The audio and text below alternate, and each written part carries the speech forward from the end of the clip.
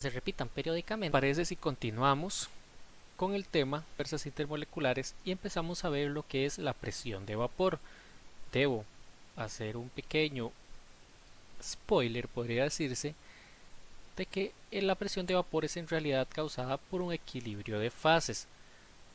Para ello debemos recordar la diferencia entre las dos fases. Yo sé que hace pocos minutos vimos cuál era la diferencia entre fases, pero está bien recordarlo nuevamente.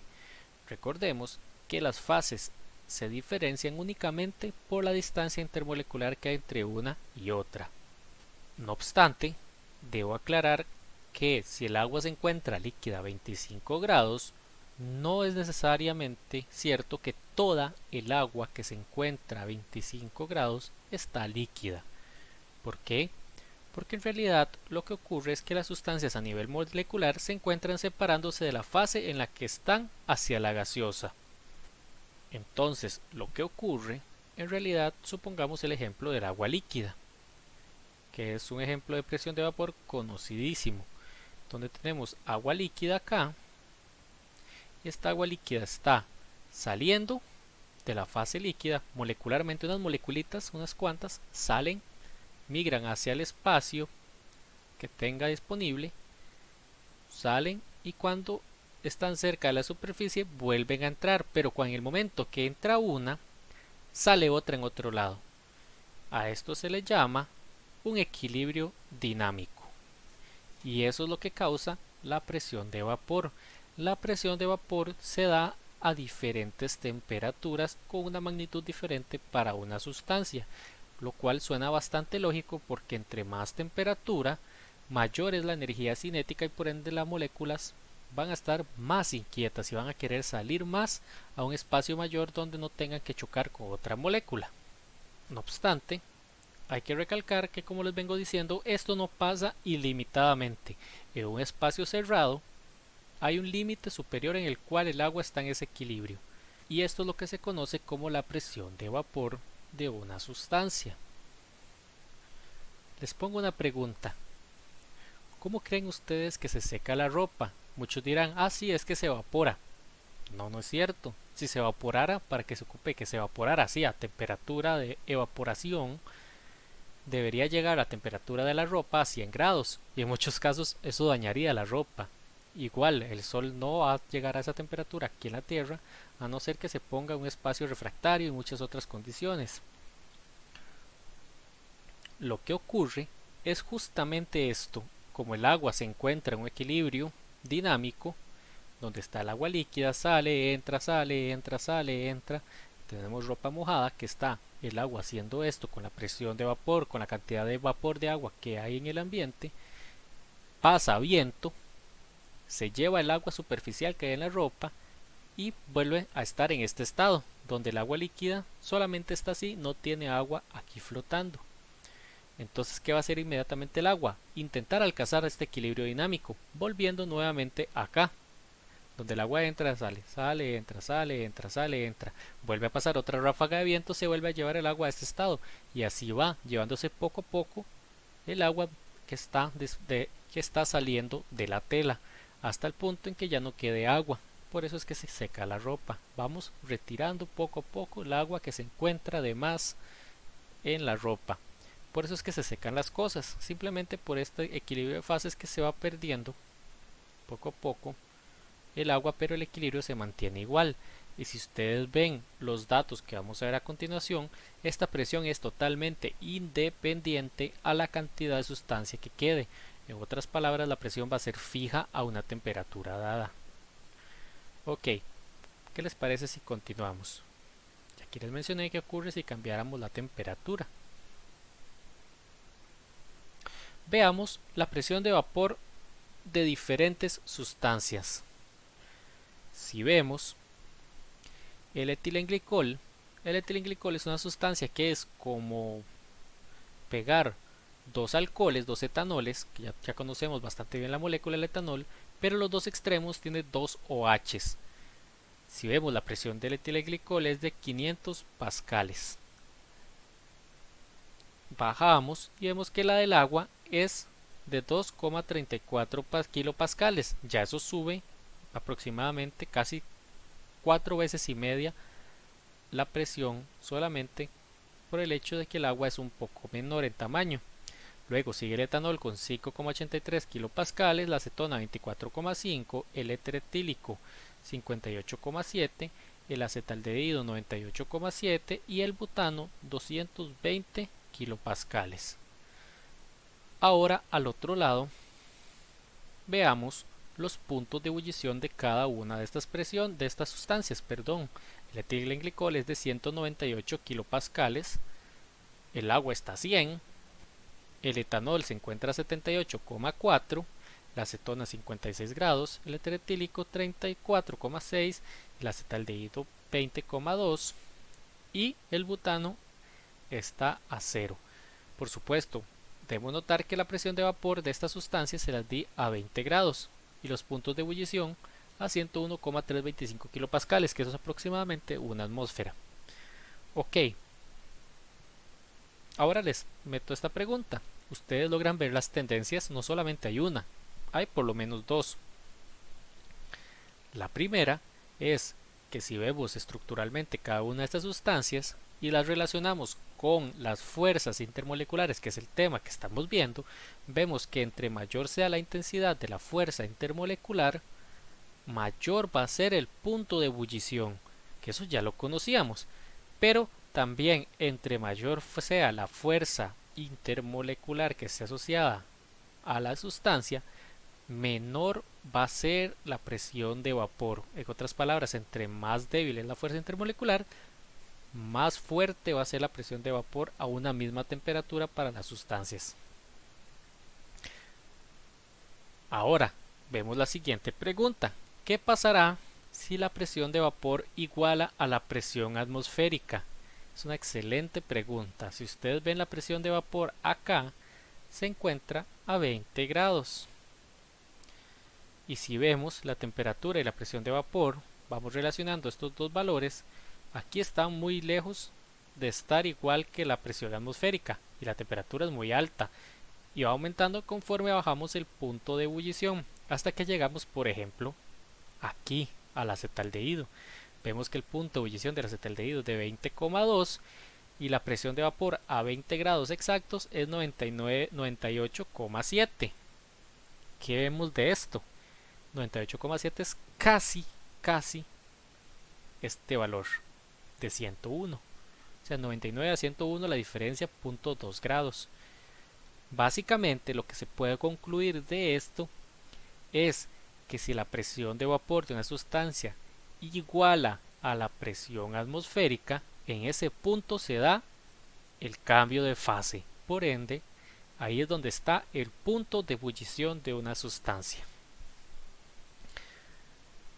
Ahora, ¿qué pasaría si la presión de vapor superase la presión atmosférica? ¿Sí? Como vemos en el caso del butano, simplemente se encuentra gaseoso a esa temperatura. O sea, si la presión de vapor está sobre la presión atmosférica, esa sustancia se encontraría en fase gaseosa irremediablemente. ¿Qué les parece si vemos un poco más de datos? Esta vez con el agua, para corroborar lo que acabamos de ver de que la temperatura de ebullición está enlazada a la presión de vapor y la presión atmosférica. Si vemos esta tabla de las diferentes presiones del agua a diferentes temperaturas, si vemos a 0 grados la presión de vapor del agua es bajísima, es de 0,61 kilopascales. A 10 ya esto aumenta al doble, que a 25 ya esto es 3,17 y así va aumentando conforme aumentamos la temperatura hasta llegar a 100. La temperatura de 100, 101,3 kilopascales, punto de ebullición del agua. Veamos, por ejemplo, que a 70 grados Celsius la presión de vapor, es de 31,2 kilopascales. Esto es igual que la presión atmosférica, o muy parecida a la presión atmosférica en el monte Everest. Recordemos que la presión atmosférica depende completamente de la altitud a la cual se encuentre la medición. 85 grados que hierve el agua es aproximadamente la temperatura en el Cerro Chirripó. Esta foto es cuando yo subí al Cerro Chirripó hace varios años atrás. Si vemos ahí en el Cerro Chirripó, el agua hierve a 85 grados y esa es la presión atmosférica a la que se encuentra aproximadamente. Finalmente, en San Pedro, la universidad que ya muchos extrañamos porque no hemos ido desde hace más de un mes aproximadamente, ahí el agua ebulle entre 95 y 98 grados y la presión anda en kilopascales, anda entre 85 a 87, 88 kilopascales y la presión de vapor del agua anda aproximadamente por acá a esa temperatura. Finalmente, como ya sabemos, a 100 grados la presión de vapor del agua es igual a la presión estándar, que sería de 101,3 kilopascales. En realidad la presión estándar es de 100 kilopascales, pero esa es la presión atmosférica, 101,325 kilopascales. Esa es la temperatura en la cual ebulle, por ejemplo, en el puerto. Como hemos estado viendo, la segunda mitad del presente tema he discutido sobre las fases de las sustancias y cómo influyen las fuerzas intermoleculares en sus propiedades. En esta ocasión hablaremos específicamente de diagramas que describen el comportamiento de las fases a diferentes presiones y temperaturas. Vamos a ver ahora el diagrama de fases, y como ya es costumbre en este capítulo, del agua, el cual presento en la siguiente figura. La línea que ustedes observan marcada, esta que pasa por acá y esta que pasa por acá, la más oscura en este tipo de diagramas, es la temperatura y presión a la cual se da un cambio de fases, sea, como estamos viendo de acá a acá, de sólido a líquido, o sea, durante todas estas presiones y temperaturas hay cambios de fase de sólido a líquido, como también podría ser de líquido a gas, que aquí está líquido. Cualquier cambio hacia ese sentido involucra un cambio de fase de líquido a gas, como también hay de sólido a gas y también sus procesos inversos, como es de acá a acá, que sería de gas a sólido, o de gas a líquido, o de líquido a sólido. Esa es la forma en la que se observan este tipo de diagramas y son sumamente útiles, especialmente cuando tenemos que saber en qué estado o en qué fase se encuentra una sustancia a una presión y temperatura dada. Como ustedes podrán imaginarse, las aplicaciones de estos diagramas son impresionantes, la cantidad de aplicaciones que les podemos dar. Un ejemplo de ello es, por ejemplo, que estemos trabajando a nivel industrial y tengamos un sistema a alta presión, digamos que lo tengamos a un poco más de una atmósfera, y nosotros querramos saber, por ejemplo, cuál es el punto de ebullición del agua a esa presión. Simplemente, conociendo la presión, trazamos una línea recta hasta donde interseque con la temperatura a la cual tenemos. Por ejemplo, digamos que queremos saber el punto de ebullición del agua a 200 atmósferas y supongamos que es por acá, pero es una escala logarítmica, entonces no va a funcionar tan fácil. Pero al trazar esta línea, digamos que llegamos acá. De acá, en este punto bajamos de forma recta. Lo siento que no pueda, pero con el mouse no puedo. Y en el punto donde nos encontramos acá, intersecando con el eje X, ahí nos dará la temperatura a la cual se da ese punto de ebullición. Como lo vimos anteriormente, el punto de ebullición del agua depende de la presión de vapor y por ende depende de la presión atmosférica en ese momento que esté el agua sometida, o la presión externa a la cual el agua esté sometida. Caso análogo pasaría, por ejemplo, si queremos saber el punto de fusión del agua a diferentes presiones, puesto este cambio de fase no es tan sensible a los cambios de presión como lo es el punto de ebullición. Por eso la línea es más directa. De hecho, generalmente el ángulo es casi de 90 grados. Igual, aquí como podemos ver, observamos un evento curioso. Podemos ver que bajo ciertas circunstancias el agua puede sublimar, pasar de sólido a gaseoso. También hay un detalle del cual no hemos hablado. Si vemos, existe un punto en el cual las tres líneas, esta y esta, intersecan.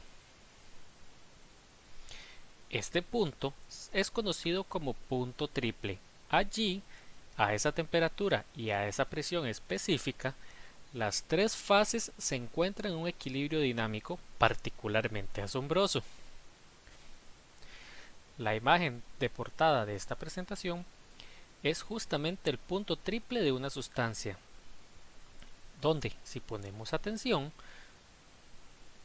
podremos ver el sólido y el líquido ebulliendo. Para que quede un poco más claro, en este punto las tres fases se encuentran en constante cambio. Por así decirlo, el gas se está solidificando y condensando a la vez. El sólido se está fundiendo y gasificándose al mismo tiempo. Y el líquido está solidificándose y vaporizándose en ese preciso momento. Todos los procesos ocurriendo al mismo tiempo, simultáneamente. Es simplemente maravilloso. Asimismo, si continuamos la línea del líquido y el gas, vamos a llegar a un punto donde la línea se interrumpe, este de acá. En este punto, la sustancia empieza a comportarse de forma bastante peculiar. Mantiene las características de un fluido líquido, pero también posee características de un gas. Este punto es conocido como punto crítico. Allí deja de discernirse el cambio de fases sin importar si aumentamos la temperatura y la presión de la sustancia. Una sustancia que se encuentre superior en presión y temperatura a este punto se le conoce como un fluido supercrítico y tiene asombrosas aplicaciones industriales algunas de estas sustancias que se encuentren en este estado. Un ejemplo de ello es el dióxido de carbono, el cual vamos a ver a continuación su diagrama. El dióxido de carbono supercrítico se utiliza como un fluido idóneo para la extracción de la cafeína del café. Es un proceso industrial debido a que el punto crítico se encuentra a condiciones relativamente accesibles para el nivel industrial, como lo vamos a ver en el próximo diagrama. Y es con él que se hace el café descafeinado. Simplemente el dióxido de carbono supercrítico extrae la cafeína, la cristaliza aparte y crea el café descafeinado. Entonces simplemente se coloca el café, se le hace pasar dióxido de carbono supercrítico, se extrae la sustancia, se deja el café aparte y el fluido con cafeína disuelto en otro sector. Por eso es que tiene características de líquido y gaseoso, y después simplemente se libera presión y se va el dióxido de carbono dejando solamente la cafeína. Es maravilloso. En el aula virtual ustedes van a encontrar dos enlaces a videos de YouTube donde se pueden ver los dos fenómenos anteriormente descritos. ¿Por qué? Porque qué mejor forma de aprender los fenómenos que están ocurriendo en el punto triple y en el punto crítico si no es viéndolos explícitamente en un video o en vivo. Pero como no podemos verlo en vivo, la forma va a ser mediante un video. Se los recomiendo que lo vean. Como ustedes podrán esperar, las fuerzas intermoleculares toman un papel importante de dónde colocar esos puntos triple y crítico comparándolo con otras sustancias. Vayamos al punto triple. Si vemos, el del agua está aproximadamente a 600 pascales y a 0 grados Celsius, es a 0.01 y 0.6 kilopascales, cual es correcto.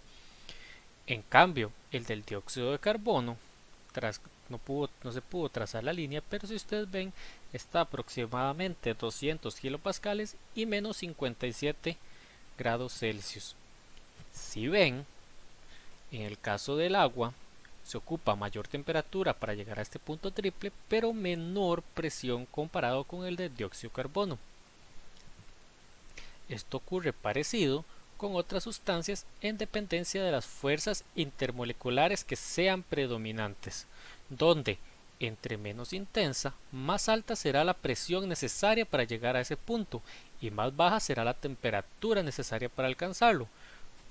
Por supuesto, tiene mucho sentido si pensamos que estamos intentando unir sustancias al mismo tiempo que intentamos separarlas por los cambios de fase que están ocurriendo simultáneamente. Nuevamente, les insto a que vean el video de YouTube que les compartí en el aula virtual acerca del punto triple, para que entiendan un poco más esto que les estoy diciendo, porque si lo dejamos al aire suena un poco enredado y más o menos confuso de entender al aire.